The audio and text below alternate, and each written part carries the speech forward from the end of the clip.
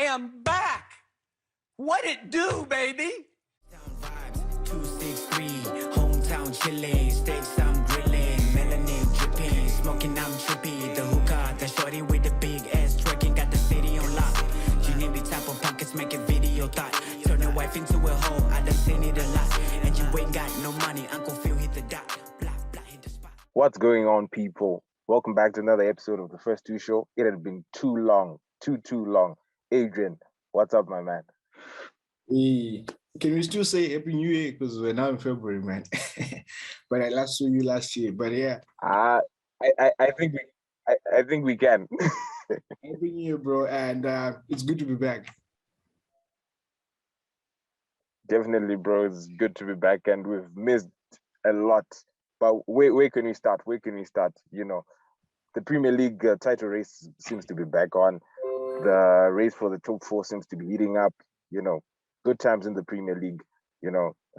Manchester City losing to this other bogey team over the weekend, and Liverpool seems to be back in the title race. Yeah. Do you think we now have a title race back on, or do you think it was just a blip from Manchester City and it's still theirs to lose? First of all, I think it was too early for people to start calling it a procession. I feel with the number of games that was left and the number of teams, the both teams have to play, there was still a chance for Liverpool to catch up. And here we are, Liverpool are 6 points behind with a game in hand. So definitely the title race is back on. Yeah. I think people called it too early. Yeah, this is the Premier League. That's why it's the best league in the world. Surprises left, right, and center. And just like we witnessed over the weekend, another surprise. The small teams coming up with the goods against the big teams. In Manchester City. But I think that I still think that it's still Manchester City's to lose, even though we now have a title race on our hands. Yeah, definitely. I think the favorites going into every season that Pep has been at the helm of Man City has been Man City. It's always been theirs to lose. I feel like whenever we start the season, but then we just now might have a possibility of Liverpool causing an upset. There's a chance, but then I don't know. Liverpool, when under pressure, they're usually bottlers, so they might bottle this one too. You think so?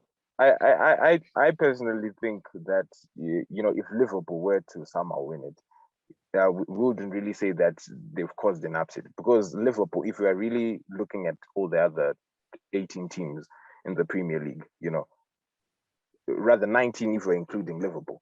Liverpool is the only team amongst those 19 teams that can actually go toe to toe with Manchester City. So I wouldn't really call it an upset per se.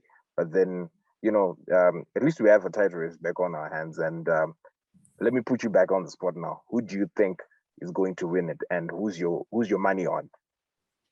Can I say Tottenham? Junior, it's you want us to lose our viewers? No, but definitely, I still think it's Pep, Guardiola, and Man City that are going to win it. Despite them, this is a setback. And if they recover the way they do, I'm pretty sure they can just go on all the way and win the title, probably be closer than they've done it before. Like, in the past, they've won the league with games to spare, but probably it won't be the same this season, given that Liverpool keep winning and they have a good run of form. And now with Salah and Mane back, and the signing of Luis Diaz, what a signing that Luis Diaz as well. Wow. That's a good signing. So yeah, we have a title challenge on our wrist, but then I still have Man City as the winners. Yeah, I think this one will go right down to the wire too, but I still have Manchester City as the favorites, because, if we just look at their depth, I'm not saying Liverpool doesn't have too many players, but then Manchester City, is out of this world when you look at their roster. You can have them getting into a game with Phil Foden, Bernardo Silva all seated on the bench. Just like Jose Mourinho said a couple of years ago, Manchester City B is good enough to make the top four. So just based on their squad depth alone, I still have them as my title favorites. Yeah, definitely. And moving on to the top 4 race. Yes, now you guys are back in with a chance now. Now that Manchester City, did the unthinkable by losing to you guys. So of all the teams, who do you have as your 2 other teams to fill in the number 3 and number 4 spot? I don't know if I'm speaking from my heart or I'm speaking from my mind. But I think that Arsenal are in with a real big chance this time around. I think that we really have a proper chance, to actually make the top 4. I know we still have a couple of games in hand, and in the Premier League, sometimes that can be actually a problem because we've noticed it with Manchester United, we've noticed it with Spurs, we've even noticed it with the West Ham that games in hand do not necessarily relate to points. Yeah. And it's even harder for you to actually win games in hand as compared to just playing the week that you're actually supposed to. So my first favorite would be Arsenal. Oh no, sorry, Chelsea. I'd actually forgotten about Chelsea. So Chelsea will be number 3. Then I think Arsenal will take 4th place. Definitely, Junior. I think you're speaking from your heart because you want Champions League football back at Emirates this time. But yeah, I feel like from number 2 to definitely. Number 2 to number 8, everyone has a fair chance of making it into the top 4. Given results go their way, Chelsea has 50 points from 25 games. They have a game in hand. They were away with the Club World Cup, so they have cut-off fixtures to fill. United are 4th, 46 points, 26 games. They have a decent chance, if they play like the way they played against. Yeah. But the problem with playing with Leeds is everyone plays good against Leeds. I don't know why. Exactly. That's true. They're having a bad season. So it was Leeds, but then given the other performances, they haven't been that convincing from what we expected from. But to be fair to United, you can only beat what's in front of you. And in as much as everyone performs against Leeds, you can only beat what's in front of you. And credit to them, they did that. So let's give this one to them. I'm sure there won't be too many other ones like this down the road. That's why let's give it to the Man U supporters. West Ham, I think the surprise package of this season. Can we keep calling them a surprise package because they did well last season too? Not really a surprise package. I think last season that's when they were a surprise package, but then this season we kind of expected them to kick on from where they left it off last season.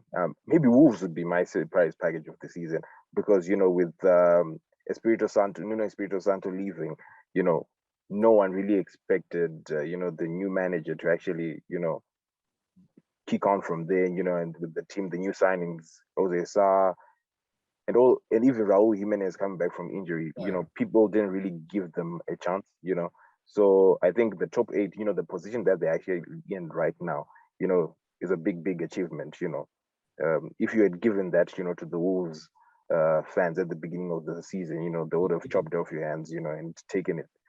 So yeah, I think that's another team, we can probably call Wolves the surprise team of, of the season so far.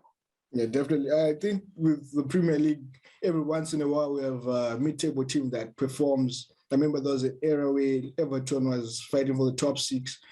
There was an era where Southampton fighting for places among the big boys. So I think it's a pattern in the Premier League where you have one mid-table team, punching above its weight. So I think this season, West Ham, we expected them. That's why we love it. That's why we love it. West Ham is 5th, 42 points from 26 games. So, Arsenal is 6th, 42 points with 23 games. So you guys have quite a few games to play. I hope you drop all 9 points. Wolves, like you said, Wolves, like you said, the surprise package with 40 points from 24 games. They still have 2 games in hand, and given that Nuno Espirito Santo left, given that Adama Traore left. You know, it's quite a good season for them. And in eighth place, we have Spurs with 39 points from 23 games. We still have like 3 more games to play. And I know Spurs fans will be disappointed from the previous 2 results. We lost to very good teams in Southampton and Wolves, leading up to the Man City game. Oh, they're not very good teams. Okay. No, okay. on the day, they're not very good teams. Okay, gone. On the day, they were better teams than us. Okay. Yeah. Yeah. Okay, and thank you for being specific. Given that Wolves has been having a decent season, we can't really speak ill about them, can we?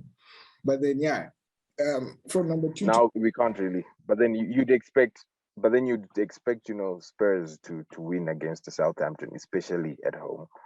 But then Spurs being Spurs. I'm just saying. Yeah, Spurs being Spurs. So yeah, Spurs, exactly. At least you know. From number 2 to number 8, every team here has a fair chance to get into that top 4 spot. So I'm definitely peeping Chelsea and Arsenal. It hurts me to say, but then I feel like Arsenal over Man U and West Ham, they have a more realistic chance to get into the top 4 place. I like the way Arteta is really grooming the side. You guys are playing some wonderful football. It hurts me to say again. But then, yeah, that's just the long and short of it. Any final word before we conclude this episode? I think, you know, the name of the game from now on is just consistency. Yeah. Consistency is the name of the game.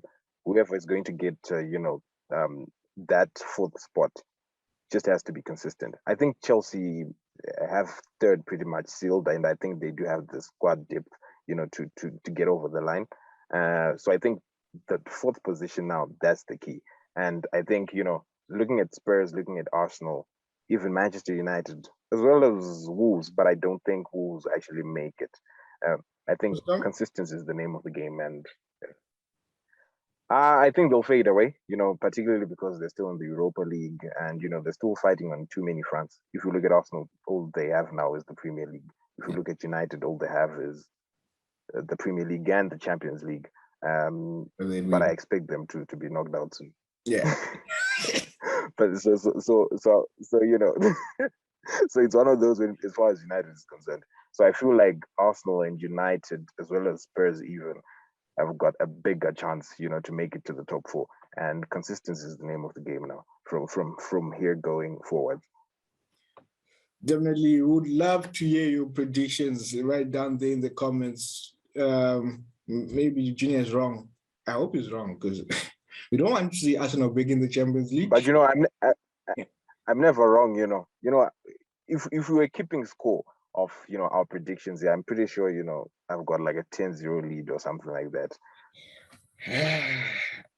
I don't have the energy today. It's a new year. It's a new year. Yeah, 2022 settings, bro. Yeah, but generally, man, it's been a pleasure like always. It's good to be back. And we're sorry we were gone for a long time, but then we promise you it won't happen again. Junior. Yes, definitely. See you, my guy. It's been a good one, Adrian. You know, let's just try. We say consistency is the name of the game.